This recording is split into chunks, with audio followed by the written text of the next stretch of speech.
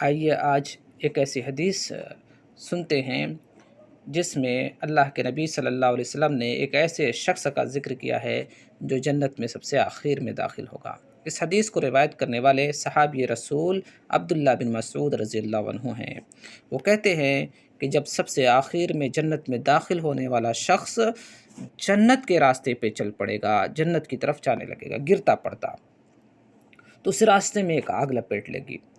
پھر وہ آگ سے چھٹکارا پا جائے گا تو کہے گا بابرکت ہے وہ ذات جس نے مجھے تم سے نجات دی۔ آگ کو مخاطب کر کے کہے گا جس نے مجھ کو تم سے نجات دی ہے۔ اس کے بعد اسے آگے ایک درخت نظر آئے گا۔ وہ درخت کو دیکھے گا تو اللہ رب العالمین سے فرمائے گا میرے رب مجھے اس درخت کے قریب کر دے تاکہ میں اس کا سایہ حاصل کر سکوں اور وہاں موجود پانی سے چند گھونٹ پی سکوں پانی۔ اللہ عز و جل فرمائے گا اگر میں تمہیں تمہارا مطالبہ دے دوں تو پھر اس کے علاوہ تم اور کوئی مطالبہ کر دو گے؟ تو کہے گا نہیں میرے رب اس کے علاوہ میں کوئی اور مطالبہ نہیں کروں گا، میں تم سے وعدہ کرتا ہوں تجھ سے اس کے علاوہ کوئی اور مطالبہ نہیں ہوگا۔ اللہ رب العالمین اس کی بے صبری کو دیکھ کر کے اس کا یہ مطالبہ پورا کر دے گا اور اسے اس درخت تک اللہ رب العالمین پہنچا دے گا۔ پھر وہاں جب وہ پہنچے گا تو اس کے بعد ایک اور درخت اسے نظر آئے گا جو پہلے والے درخت سے خوبصورت ہوگا، اسے زیادہ سایہ دار ہوگا۔ دیکھ کے پھر اس کی نیت بدل جائے گی اور کہے گا اے اللہ تو مجھے اس درخت تک پہنچا دے، اس درخت تک پہنچا دے، میں اس کا سایہ حاصل کر سکوں اور وہاں موجود پانی کو تھوڑا پی سکوں۔ اللہ رب العالمین کہے گا کہ دیکھو میں نے تمہارا ایک مطالبہ پورا کیا، پھر اگر میں یہ مطالبہ تمہارا پورا کرتا ہوں تو اس کے بعد تم تیسرا مطالبہ کر دو گے؟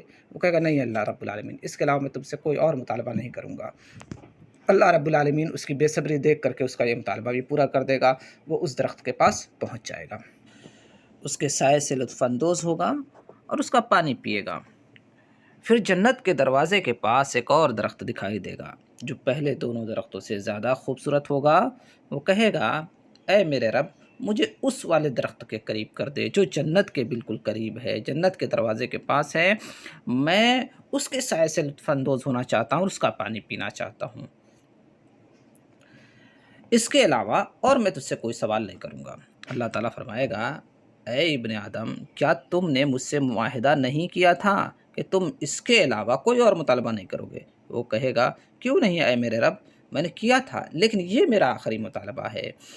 اللہ رب العالمین اس کی بے صبری کو دیکھ کر اس کا یہ مطالبہ بھی پورا کر دے گا اور اسے اس درخت کے قریب کر دے گا جو جنت سے بالکل قریب ہے۔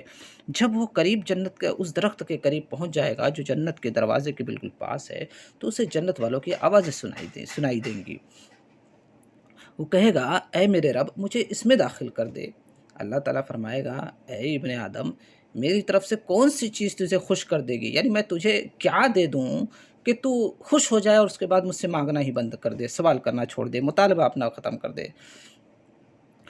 کیا تمہیں ایک دنیا اور اس کے ساتھ اس جتنی دوسری دنیا دے دوں تو راضی ہو جائے گا؟ وہ کہے گا اے میرا تو رب العالمین ہے اور مجھ سے مذاق کر رہا ہے، یعنی اسے یقین نہیں ہوگا کہ اللہ رب العالمین مجھے اتنی بڑی جنت کیسے دے سکتا ہے جو دنیا سے بھی بڑی ہو، دنیا کی ڈبل ہو یا دنیا کی 10 گنا ہو، ایسے کیسے اللہ رب العالمین اتنی بڑی جنت دے سکتا ہے؟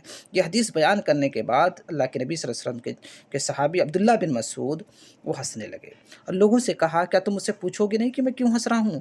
لوگوں نے پوچھا بتائیے آپ کیوں ہنس رہے ہیں؟ عبداللہ بن مسعود نے کہا کہ رسول اللہ صلی اللہ علیہ وسلم نے جب اس حدیث کو بیان کیا تھا تو وہ بھی ہنس پڑے تھے۔ لوگوں نے کہا اللہ کے رسول آپ کیوں ہنس رہے ہیں؟ تو اللہ کے نبی صلی اللہ علیہ وسلم نے فرمایا اللہ رب العالمین بھی اس بندے کی اس بات کو سن کر کے ہنس پڑا تھا کہ تو مجھ سے مذاق کر رہا ہے، یعنی اللہ کو بھی ہنسی آ گئی تھی جب وہ بولا تھا اور وہ سمجھ رہا اللہ کیسے دے سکتا ہے۔ تو اللہ رب العالمین نے اس بندے سے کہا کہ میں جو چاہتا ہوں اس پر قادر ہوں، اسے کر سکتا ہوں۔ اللہ رب العالمین نے یہ اسے جواب دیا۔ اس حدیث سے ہمیں کیا معلوم ہوا؟ دیکھیے پہلی چیز تو یہ معلوم ہوتی ہے کہ صحابہ کرام جو تھے وہ اللہ کے نبی صلی اللہ علیہ وسلم سے اس قدر محبت کرتے تھے کہ اللہ کے نبی صلی اللہ علیہ وسلم جہاں ہنسے حدیث کو بیان کرتے ہوئے صحابہ بھی وہیں ہنستے تھے۔ نبی صلی اللہ علیہ وسلم نے حدیث بیان کرتے ہوئے جس طریقے کی ایکٹیویٹی آپ نے ظاہر کی وہ صحابہ کرام بھی اس چیز کو کیا کرتے تھے۔ تو یہ نبی صلی اللہ علیہ وسلم سے صحابہ کرام بے انتہا محبت کرتے تھے۔ دوسری چیز یہ ہے کہ جب ہم اللہ رب العالمین سے کوئی چیز مانگیں تو سوال کرتے ہوئے اور مانگتے ہوئے شرمانا نہیں چاہیے، یہ کبھی نہیں سوچنا چاہیے ابھی تو میں نے اللہ سے یہ مانگا تھا، اب یہ مانگوں گا اللہ تعالیٰ کیا سوچے گا، نہیں، ہمیں شرم نہیں آنی چاہیے، اگر جائز چیز ہے تو آپ مانگیے، یہ کبھی مت سوچیے ابھی یہ مانگا تھا ابھی یہ مانگ رہا ہوں، ابھی یہ مانگا تھا پھر یہ مانگ رہا ہوں، نہیں، اللہ رب العالمین کے سامنے شرم کی ضرورت نہیں ہے، اللہ رب العالمین بلکہ دعا کرنے سے اللہ رب العالمین خوش ہوتا ہے، دعا یہ عبادت ہے، اللہ سے دعا کریے، اس سے مانگیے، اللہ رب العالمین اس سے بندے کی اس عمل سے خوش ہوتا ہے، یہ سوچ کر چھوڑ دینا کہ اللہ کیا سوچے گا کیا کہے گا، نہیں، قطعاً یہ غلط بات ہے، اللہ سے مانگیے بغیر شرمائے ہوئے۔ تیسری چیز یہ کہ جو چیز بھی آپ مانگیے وہ یقین کے ساتھ مانگیے کہ اللہ رب العالمین اس پر دینے پر قادر ہے، ایسے کبھی مت دعا کریے کہ اللہ اگر تو چاہے تو یہ دے دے، تو چاہے تو نہ دے، نہیں، جو آپ کو مانگنا ہے اللہ سے وہ جائز چیز ہے تو یقین سے مانگے، اور ایسے بولیے کہ اللہ تو ہر چیز پر قادر ہے، ان اللہ علی کل شیء قدیر، تو ہر چیز پر قادر ہے، جو چاہے تو دنیا میں کر سکتا ہے، کسی بھی بیماری کو دور کر سکتا ہے، تجارت میں کامیابی ہو، اولاد کا دینا ہو، کوئی بھی چیز ہے، اللہ تو ہر چیز پر قادر ہے، تو میری اس دعا کو قبول کر لے، اس طریقے سے دعا کریے اور اللہ کی قدرت پر مکمل یقین رکھیے۔ اللہ نے آخر میں کہا اس بندے سے کہ میں ہر چیز پر قادر ہوں، میں جو چاہوں وہ کر سکتا ہوں۔